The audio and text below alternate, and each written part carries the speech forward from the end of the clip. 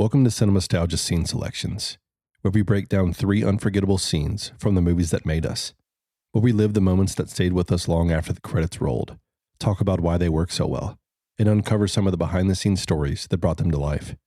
For our first selection, we're going back to John Carpenter's Halloween from 1978. There are plenty of horror movies that are louder, bloodier, and more elaborate than Halloween, but very few understand suspense the way this one does. Carpenter rarely tries to overwhelm us. He lets the camera linger, allows silence to stretch, and places Michael Myers somewhere in the frame long before anyone realizes he is there. That restraint is a huge part of why the movie still works. Michael does not need to run. He does not need to explain himself. Most of the time, he barely needs to move at all. He simply watches, waits, and slowly turns familiar places into something threatening. A quiet neighborhood, a school fence, and even a bedroom closet suddenly feel unsafe because Michael could be standing just outside of view. For this episode, I wanted to choose 3 scenes that show how Michael changes throughout the movie. We'll begin with the opening tracking shot and the moment a 6-year-old boy becomes a killer. Then we'll follow him through Haddonfield as he walks beside a school fence in broad daylight. And finally, we'll revisit the closet attack and the unforgettable image of Michael slowly sitting up behind Laurie. Each scene reveals something different about the filmmaking, the character, and the incredible restraint that helped turn a small independent horror movie into a classic. 3 unforgettable scenes, 3 unforgettable stories behind them. Let's press play and head back to Haddonfield.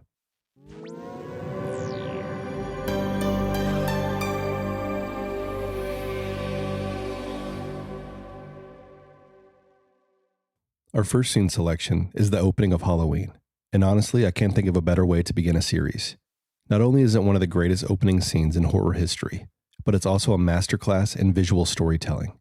Before we know who Michael Myers is, before we meet Laurie Strode, before we hear Dr. Loomis describe pure evil, John Carpenter tells us almost everything we need to know without relying on pages of dialogue. The film opens on Halloween night in 1963, outside a quiet home in Haddonfield, Illinois. At first glance, nothing seems unusual. The neighborhood is calm. It looks like any suburban street on Halloween night. Then the camera begins moving towards the Myers house. It's slow, deliberate, almost curious. We peer through the living room window and see Judith Myers inside with her boyfriend before making our way to the back of the house. Right away, Carpenter is putting us somewhere we don't belong. We're not watching the story from a comfortable distance. We're invading someone's home. The camera glides into the kitchen, where a hand reaches into a drawer and quietly picks up a large kitchen knife. It's such a small moment, but it's the first time the movie lets us know exactly where this is headed. There's no dramatic music telling us to panic, no quick editing, just the sound of footsteps, breathing, and a knife being lifted from a drawer. I've always loved how confident Carpenter is here. He trusts the audience to feel uncomfortable without forcing the emotion. He isn't trying to startle us. He's building anticipation one small decision at a time. As we move upstairs, the breathing becomes more noticeable. The house is quiet, almost eerily so. Judith is upstairs getting ready for bed, completely unaware that someone is walking toward her bedroom. Then the moment comes that changes everything. A clown mask is picked up off the floor and placed over our face. Suddenly, we're no longer looking through someone else's eyes. We're looking through the eye holes of the mask itself. Our vision narrows. The edges of the frame disappear. Without realizing it, we become completely trapped inside the perspective of the killer. It's an incredibly simple effect, but it completely transforms the entire scene. Judith turns around just in time to see the masked figure enter her room. She barely has a chance to react before the attack begins. Carpenter doesn't linger on excessive violence. Instead, he focuses on the shock of the moment, and then just as quickly brings us back downstairs. The figure calmly walks outside. 2 adults pull up next to him. They remove the mask. And standing there, holding the knife, is a 6-year-old boy named Michael Myers. Even after all these years, that reveal still lands.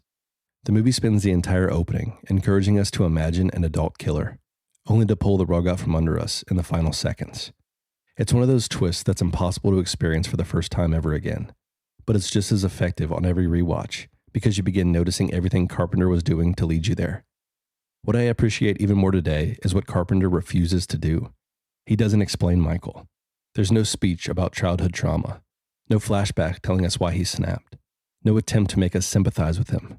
Michael kills his sister, walks outside, and quietly stares ahead as if nothing happened. The mystery is the point. And I think that's part of the reason why Michael Myers has remained so fascinating for nearly 50 years. The less Carpenter tells us, the more our imagination fills in the blanks. What makes this opening even more remarkable is how they actually pulled it off. The entire sequence was designed to look like one continuous shot, something that was incredibly ambitious for a low-budget independent production in 1978. To achieve it, the crew used a pan-and-glide camera system, which was still relatively new at the time. It allowed the camera to move smoothly through the house, around corners, up staircases, and into rooms without the rough movement audiences were used to seeing from handheld cameras. Of course, it actually wasn't one interrupted take. The crew rehearsed the sequence over and over, carefully coordinating every movement between the camera operator, actors, lighting crew, and props department. Everyone had to hit their marks at exactly the right moment. If someone missed a cue, they often had to begin the entire sequence again. Even the reveal of Michael himself is a clever illusion. The point of view shots inside the house were performed by an adult, while 6-year-old Michael standing outside at the end was played by child actor Will Sandon. Carpenter cuts between those performances so seamlessly that your brain accepts them as the same person without ever questioning it. One detail I didn't appreciate until years later is the breathing. It wasn't captured live during filming. Carpenter added it during post-production, and it quietly becomes one of the most unsettling sounds in the entire movie. It's subtle, but it makes us feel like we're trapped inside someone's head. The Myers house itself also became a character. Although the film takes place in Illinois, this sequence was shot in South Pasadena, California. Like much of Halloween, the production relied on careful framing, production design, and a little movie magic to convince audiences they were somewhere else entirely. Looking back, it's amazing how much of Halloween is already present in these first few minutes. Carpenter establishes the movie's visual style, its patience, its mystery, and the idea that fear doesn't need to be loud to be effective. The more I revisit the opening, the more I'm convinced it's one of the greatest introductions ever put on film. It doesn't just begin the story of Michael Myers. It quietly teaches us how to watch the rest of the movie. And once it does, every shadow, every hallway, and every empty street suddenly feels a little more dangerous. Our second scene selection is one of those moments I barely noticed the first few times I watched Halloween. Now, it's one of the parts I look forward to the most. Tommy Doyle is leaving school with a pumpkin in his arms, surrounded by kids heading home for Halloween. Everything around him feels normal. The afternoon sun is still out, children are talking, and the neighborhood has not yet become the dark, empty place we associate with the end of the movie. A group of boys starts teasing Tommy about the Myers house.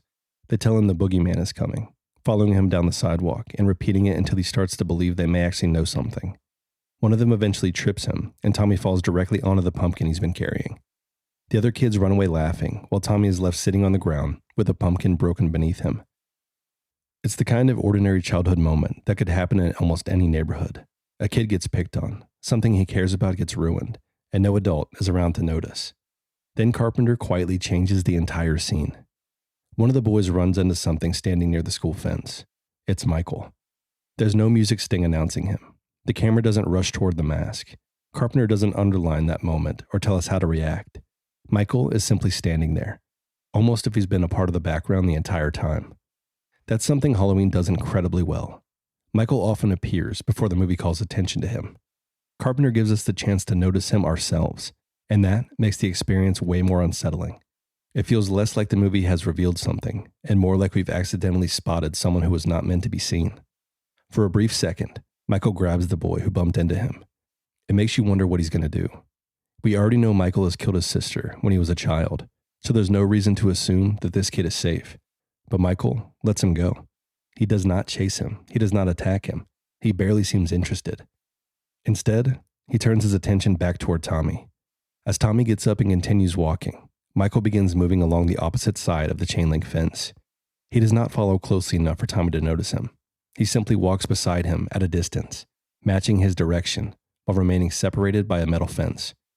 It's such a simple image, but it tells us so much about Michael. He is not frantic. He is not acting impulsively. He is patient. There's a calmness to the way he moves that makes him much more disturbing than someone running down the street with a knife. He looks like he has nowhere else to be. No one is trying to stop him, and Michael looks completely comfortable walking through Haddonfield in the middle of the day. One thing I never appreciated until I got older is how important the fence is to the scene. Technically, it separates Tommy from Michael. There is a barrier between them, and Michael remains outside the school grounds. But the fence never makes Tommy feel fully protected. If anything, it creates the illusion of safety. Michael is only a few feet away. We know that if he wanted to cross that distance, the fence would not stop him. It gives the scene a strange tension because Michael is both removed from the children and uncomfortably close to them at the same time. The frame also partially breaks up his body. We can see his overalls, but we can never see his face. That is a visual idea Carpenter uses throughout the entire film. He is visible, but he's never fully presented. Once Halloween teaches us that Michael can be standing quietly in the background, we stop watching the movie normally. Our eyes begin drifting away from the main characters. We start checking the windows behind them, the edge of the sidewalk, and the dark spaces at the edge of the screen. The movie makes us paranoid. And then there's the irony of what Tommy has just been told. The other children are teasing him about the boogeyman. To them, it's just a story. It's something kids say on Halloween to scare one another. But while they're laughing about it, the real boogeyman is already standing outside the school. Tommy does not see him. The teachers do not see him. The other children barely acknowledge him. Only we understand what is happening. That makes the whole scene feel almost like a private warning between Carpenter and the audience. We know something terrible has returned to Haddonfield, but everyone inside the movie is still moving through an ordinary day. As simple as this scene looks, there's a lot of filmmaking work behind it. Like most of Halloween, the production had to turn bright Southern California into a small Midwestern town in late October. The biggest problem was that the movie was not being filmed during autumn. The trees were still green, the weather was warm, and locations did not naturally have the fallen leaves audiences would expect to see in Illinois around Halloween. Because the production had very little money, the crew brought artificial leaves to the locations, spread them across the sidewalks and streets, and collected them again after filming so they could be reused somewhere else. Once you know that, you can spot some of the illusion. The sunlight feels a little too warm. Some of the trees are much greener than they should be. The architecture around the school looks more Californian than Midwestern, but none of it really hurts the scene.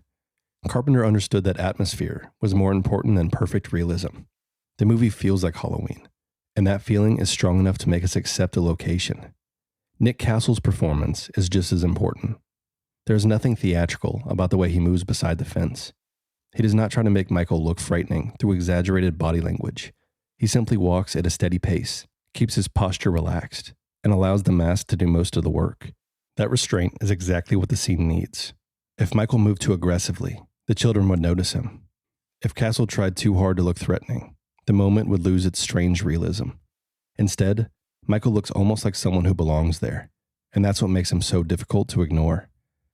The more I revisit Halloween, the more I appreciate scenes like this. They are proof that suspense does not always come from action. Sometimes it just comes from a man in a mask, walking alongside a school fence in broad daylight. Our final scene selection is the moment where Michael Myers stops feeling like a man and fully becomes the Shape. By this point in the movie, Laurie has already been pushed far beyond what she understands. She has discovered the bodies of her friends, escaped across the street, and made it to the Doyle house with Michael still following her. The house should feel safer, but it doesn't. That is one of the things Halloween does so well near the end. Carpenter keeps moving Laurie into spaces that should protect her, and then slowly proves that none of them actually can. A locked door is not enough. A staircase is not enough. And a bedroom closet certainly isn't enough. Laurie slips into the closet and pulls the folding door shut behind her. She is trying to control her breathing and stay completely still, hoping that Michael will pass without noticing her. Carpenter lets the silence stretch. That's what makes this scene so difficult to watch. He does not rush to the attack. He gives Laurie time to believe that hiding might work, and he gives us time to imagine what Michael could be doing just outside. Then he stops in front of the doors. Michael begins pushing with his hands through the slats and tearing the closet apart piece by piece. The doors do not collapse all at once. They slowly give way, which makes the moment feel much worse. Laurie can see him getting closer, but she has nowhere else to go. A closet is such a familiar place to hide. Most of us probably did it as kids at some point. You close the door, disappear into the dark, and convince yourself that whatever is outside cannot reach you. Carpenter destroys that feeling, one broken panel at a time. What I love most about Laurie in this scene is that she does not simply wait to be rescued. She looks around the closet and uses whatever she can find. She pulls apart a wire coat hanger, straightens the end, and waits for Michael to get close enough. Then she drives it into his eye. It's not a polished action movie moment. Laurie is terrified, exhausted, and improvising. That's exactly why it works. She is not suddenly transformed into someone fearless. She is still scared, but she fights anyway. Michael stumbles back, and Laurie manages to get out of the closet. She grabs his knife and stabs him in the chest. For a moment, it feels like the scene is finally over. Michael falls, Laurie collapses against a wall, and the movie gives us something close to relief. This is where Carpenter plays one of his smartest tricks. He knows the audience needs a second to breathe. Laurie believes Michael is dead, and because we want that to be true, we allow ourselves to believe it too. And then, Michael sits up behind her.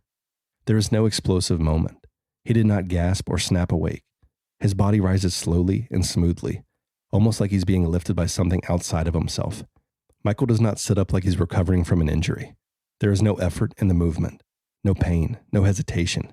He simply returns. This is the moment where the film quietly changes the rules. Until then, Michael could still be understood as an escaped patient who is unusually strong and completely remorseless. But after Laurie stabs him, and he rises with that same calm, mechanical movement, the possibility of something beyond human becomes much harder to ignore. Carpenter never stops to explain it, which is exactly the right choice. He lets the image do the work. The camera placement is a huge part of why the shot lands. Laurie is in the foreground, exhausted and unaware. Michael is behind her, initially low in the frame. Carpenter does not use a close-up or force our attention toward him.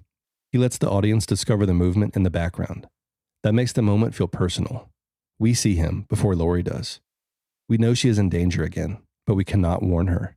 It creates the same kind of tension as the school fence. Only now the distance between Michael and his victim is almost gone. Earlier, he was across the street or behind a barrier. Here, he's only a few feet away. That slow progression matters. Throughout Halloween, Michael keeps moving closer. First, he's a shape in the distance. Then he's beside the road. Then he's outside the house. By the time we reach the closet, there is nowhere left for Laurie to retreat. The scene also shows why Jamie Lee Curtis became so important to the movie. Her performance never feels too polished. Laurie is not calm under pressure. She panics, cries, hesitates, and struggles to think clearly, but she keeps going. That vulnerability makes her resourcefulness more believable. When she reaches for the coat hanger, it does not feel like the script is handing her a perfect weapon. It feels like a frightened person scanning the room for anything that might keep her alive. Curtis also understands when to let physical details carry the scene. The shaking hands, the breathing, the way she presses herself against the closet wall, all tell us exactly what she is feeling, without saying anything. Nick Castle's movement is just as important. The sit-up had to look controlled, rather than athletic. If Michael had rolled to one side and pushed himself up with his arms, the movement would have felt human. The power of the shot comes from how little his body seems to struggle. He rises in one smooth motion, keeping his head and shoulders aligned, which gives the movement an unnatural, almost mechanical quality. It's a small performance choice, but it changes the entire image. The mask helps too. Because Michael's face never reacts, we cannot read what the attack has done to him. We don't know whether he's angry, hurt, or even fully aware of the pain. The blank expression stays exactly the same. That makes the sit-up feel less like a wounded person recovering and more like an object switching back on. The closet doors were also built to break safely and gradually during the attack. The production needed Michael to tear through them without seriously injuring Castle or Curtis, while still making the wood look convincing on camera. Like so much of Halloween, the effect is simple. There's no elaborate mechanism calling attention to itself. The doors splinter, the light cuts through the openings, and Michael's hands keep reaching farther into the space. The simplicity makes it feel real. That is the larger strength of the entire sequence. Nothing is over-designed. The location is ordinary. The weapon is a coat hanger. The hiding place is a closet. Carpenter takes the things we recognize and makes them feel unsafe. And then, just when Laurie believes she has survived, he gives us one of the most unforgettable images in horror. The more I revisit Halloween, the more I realize this scene is not frightening because Michael refuses to stay down. It is frightening because of how calmly he gets back up. In a movie built on restraint, that quiet sit-up may be the loudest statement John Carpenter ever makes. As I was putting this episode together, one thing kept standing out to me. These three scenes do not just represent great moments from Halloween. They represent Michael Myers becoming something entirely different. The opening gives us a shocking introduction. We watch a child commit an unimaginable act, and instead of explaining it, John Carpenter leaves us with questions. 15 years later, those questions are still hanging over Haddonfield as Michael quietly walks alongside a school fence, turning an ordinary afternoon into something deeply unsettling. And then, by the end of the film, he rises behind Laurie with that slow, mechanical movement, and whatever humanity we thought might still be there feels like it has fully disappeared. That's a remarkable evolution, and Carpenter accomplishes it without long speeches or complicated mythology. He trusts the audience. He trusts us to notice that the figure is standing in the background. He trusts silence more than dialogue. He trusts that what's left unexplained will stay with us longer than anything he could ever tell us outright. I think that's why Halloween has endured for nearly 50 years. It isn't just because Michael Myers became a horror icon. It's because the movie understands that suspense isn't about constantly surprising the audience. It's about creating an atmosphere where we're never comfortable, even when nothing seems to be happening. Every October, I find myself coming back to this movie. Every October, I notice something new. A shot I overlooked, a clever camera movement, a subtle performance. That's the beauty of revisiting films like this. They grow with us. The scares are still there, but so is a deeper appreciation for the craftsmanship behind them. And that is exactly why I wanted to create scene selections. There are so many incredible movies filled with moments worth revisiting, and this felt like the perfect place to slow down and appreciate them together. If you've enjoyed today's episode, be sure to follow Cinemastalgia here on your favorite podcast platform.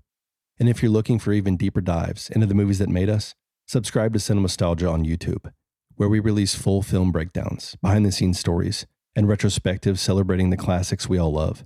You can also follow us on social media for even more movie content in between episodes.